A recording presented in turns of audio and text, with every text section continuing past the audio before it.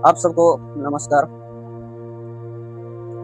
आज का संदेश है परमेश्वर को छोड़ने का परिणाम, या इसको ऐसे भी कह सकते हैं परमेश्वर से दूर जाने का परिणाम। जब आप यिर्मयाह की पत्री को पढ़ेंगे 17 अध्याय उसका 13 वचन में लिखा है, हे यहोवा, हे इस्राएल के आधार, जितने तुझे छोड़ देते हैं वे सब लज्जित होंगे। जो तुझसे भटक जाते हैं उनके नाम भूमि ही पर लिखे, क्योंकि उन्होंने बहते जल के सोते यहोवा को त्याग दिया। सभी को जय मसीह की।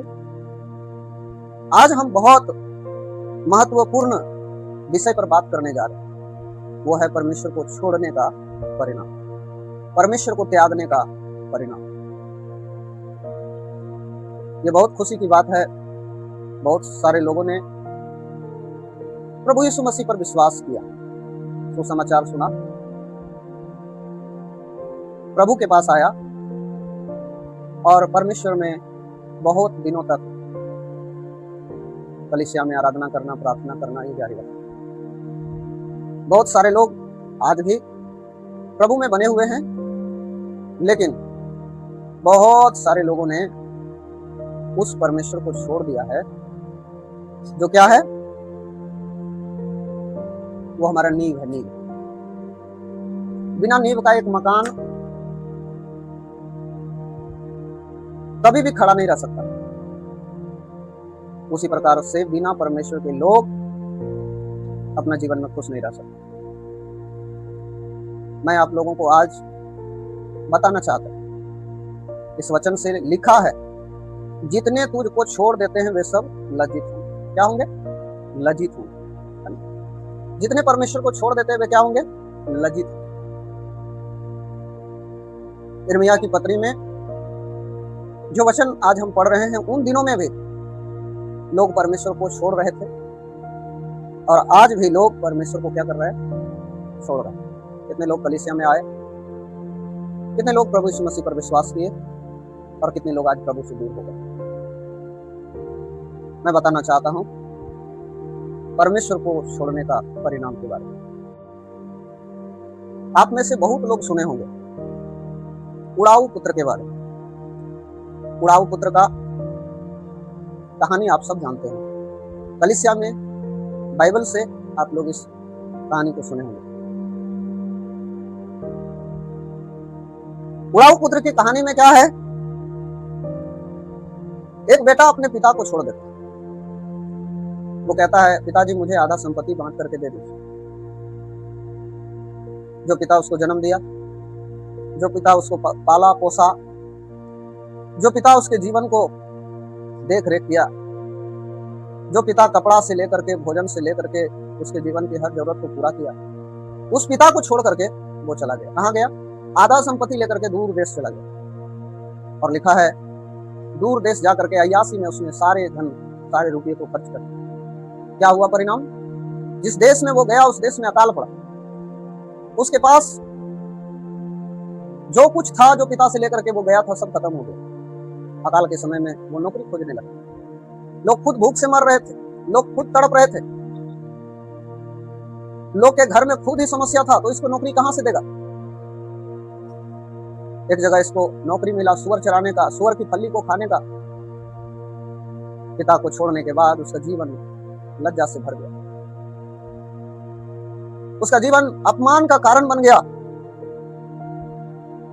आगे लिखा है, जो कि भटक जाते हैं। क्या हो जाते हैं? भटक जाते हैं। कब परमेश्वर के लोग भटक जाते हैं? कब विश्वासी लोग भटक जाते हैं? जब अपना विश्वास को कमजोर कर लेते हैं, अपना पिता पर से भरोसा को उठा लेते हैं। उड़ाऊ पुत्र क्या सोचा?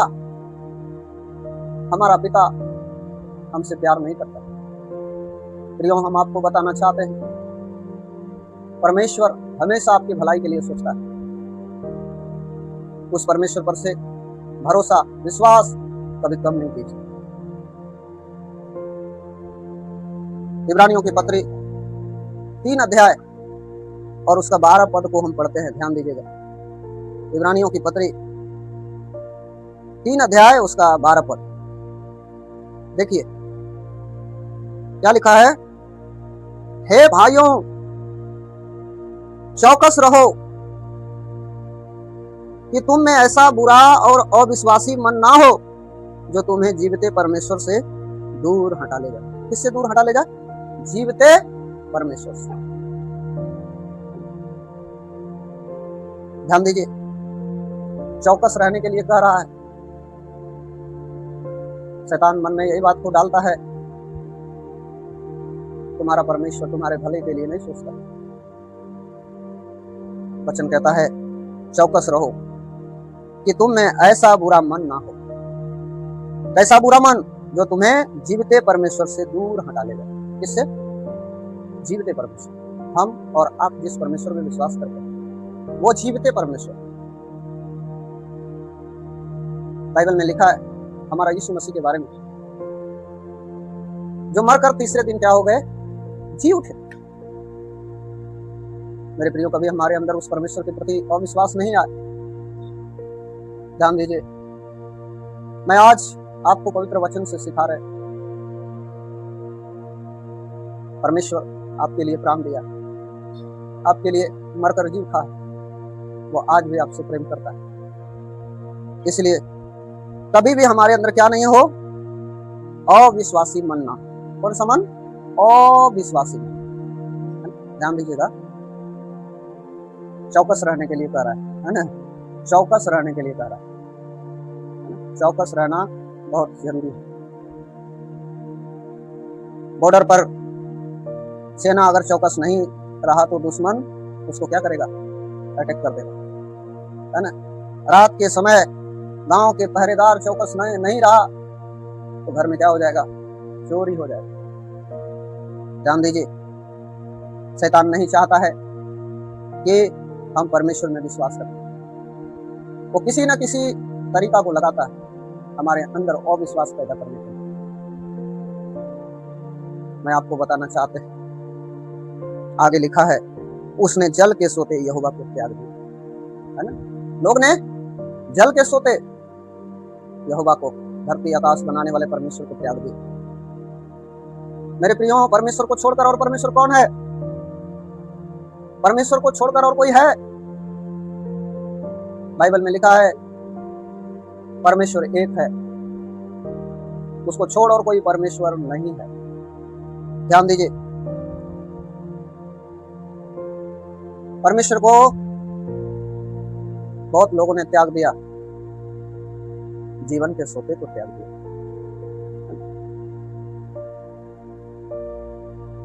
मैं आप लोगों को एक गीत थोड़ा सा गाना चाहते हैं और सुनाना चाहते हैं।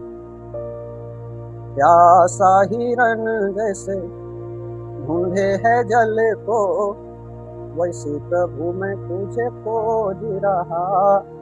परमेश्वर को खोजिए, परमेश्वर को मत त्यागिए। ध्यान दीजिए आज के वचन पर, जितने लोग परमेश्वर को त्यागा उसका जीवन बद से बदतर हो गया। क्या हो गया? बद से बदतर हो गया। राजा साउल, बाइबल में एक राजा, साउल इस्राएल का पहला राजा था, पहला राजा जिसे परमेश्वर ने खुद चुना था, है ना? खुद चुना था परमेश्वर। लेकिन राजा बनने के बाद वो घमंडी हो गया। उसने परमेश्वर की आज्ञा का उल्लंघन करना शुरू कर दिया। पाप के कारण मनुष्य परमेश्वर को छोड़ देता है। उसने परमेश्वर के वचन को तुच्छ जाना और भविष्यवक्ता शमूएल को आने में देर हुआ और उसने अपने से बलिदान चढ़ा दिया, जबकि ऐसा करना उन दिनों में पाप था। उसने भविष्यवक्ता शमूएल को आने भी नहीं दिया, उसने बलिदान चढ़ा दिया। बाद में उसने एक जादू टोना करने वाली स्त्री से भी जा करके सलाह लिया। अंजाम क्या हुआ? आइए हम लोग पढ़ते हैं पहला शमूएल, मेरे साथ देखिएगा। पहला शमूएल उसका 31 अध्याय। कितना अध्याय? 31। साउल का परिणाम को पढ़ रहा है, ध्यान दीजिए। 31 का 4 में लिखा हुआ है, लिखा है, बाइबल से पढ़ रहे हैं। तब साउल ने अपने हथियार ढोने वालों से कहा, अपनी तलवार खींचकर मुझे भोंक दे, ऐसा ना हो कि वे खतना रहित लोग आकर मुझे भोंक दे और मेरा ठट्ठा करे।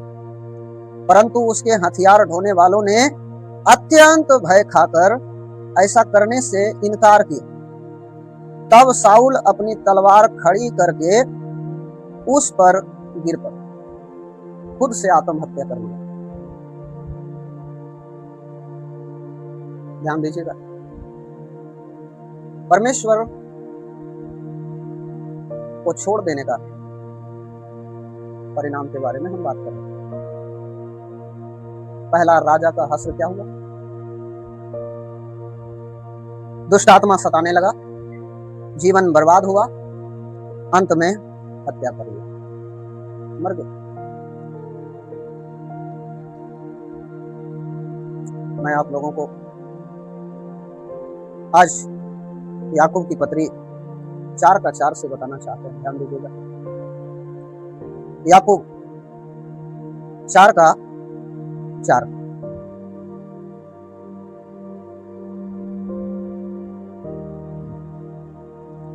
क्या लिखा है? याकूब 4 का 4 में लिखा है,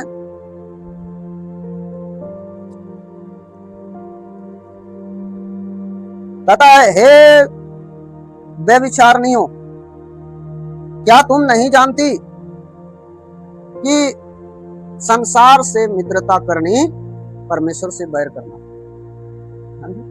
संसार से मित्रता करनी परमेश्वर से क्या करना है? बैर करना। आज लोग परमेश्वर से दूर क्यों हो रहे? क्योंकि उनका लगाव परमेश्वर से ज्यादा संसार के साथ हो रहा है, धन के साथ हो रहा है, बुराइयों के साथ हो रहा है।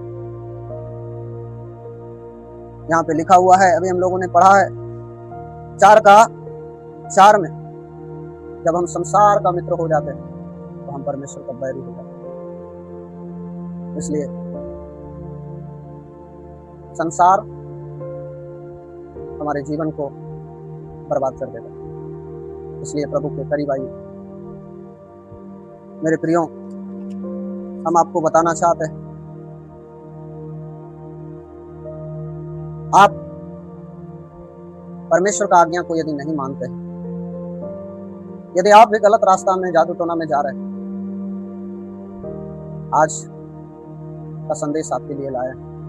प्रभु के पास लौट आइए। साउल का जीवन प्रभु से दूर होने से क्या हुआ, आज हम लोगों ने देखा।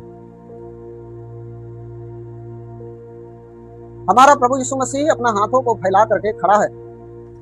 जब उड़ाऊ पुत्र वापस आया, पिता कहा, बेटा आ मेरे गले से लग जा। परमेश्वर आज भी प्रेम है, परमेश्वर आज भी दयालु है। लौट आई, लौट आई। आप परमेश्वर को हल्का में ले रहे हैं तो बहुत खतरनाक हो जाएगा। यीशु ने परमेश्वर को छोड़ देने के बारे में भयानक परिणाम को बताया। प्रभु यीशु मसीह ने परमेश्वर को छोड़ देने के बारे में भयानक परिणाम को क्या किया है, बताया। जब आप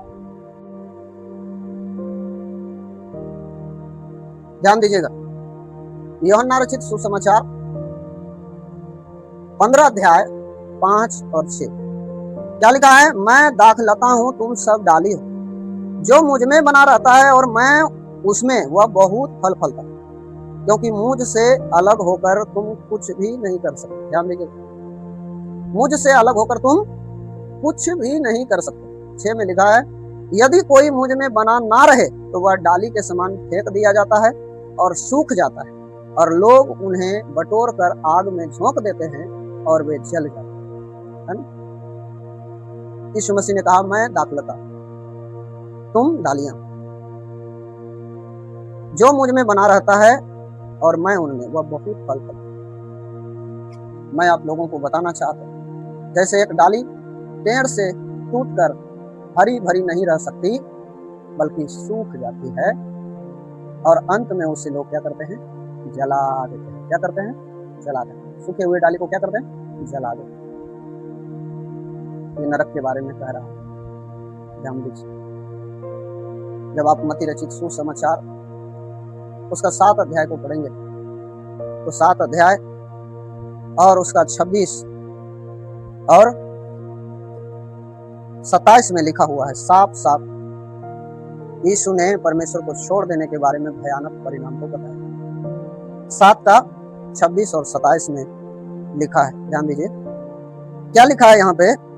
परंतु जो कोई मेरी ये बातें सुनता है और उन पर नहीं चलता, वह उस निबुद्धि मनुष्य के समान ठहरेगा जिसने अपना घर बालू पर बनाया, और मेघ बरसा और बाढ़ें आई और आंधियां चली और उस घर से टकराई, और वह गिर कर क्या हो गया? सत्यानाश हो गया। सत्यानाश के बारे में बात कर रहा है ना। परमेश्वर को छोड़ देने के बारे में भयंकर परिणाम बता रहा है प्रभु यीशु मसीह, है ना। जो यीशु को छोड़ देता है, उसकी कहना को मानना बंद कर देता है, बाइबल बताती है वो सत्यानाश होता है। क्या होता है? सत्यानाश होता है। प्रभु से दूर मत जाइए। सच्चे परमेश्वर को जान लिया है, सच्चे परमेश्वर को त्याग दिया। मेरे प्रियो, उड़ाऊ पुत्र का जीवन सत्यानाश के समान है। वो तो ये खैर था कि वो पिता के पास वापस आ गए। इसलिए प्रभु को हल्के में मत लीजिए। आराधना में, प्रार्थना में लगे रहिए, पवित्र जीवन जीने में लगे रहिए, प्रभु की आज्ञा मानने में लगे रहिए।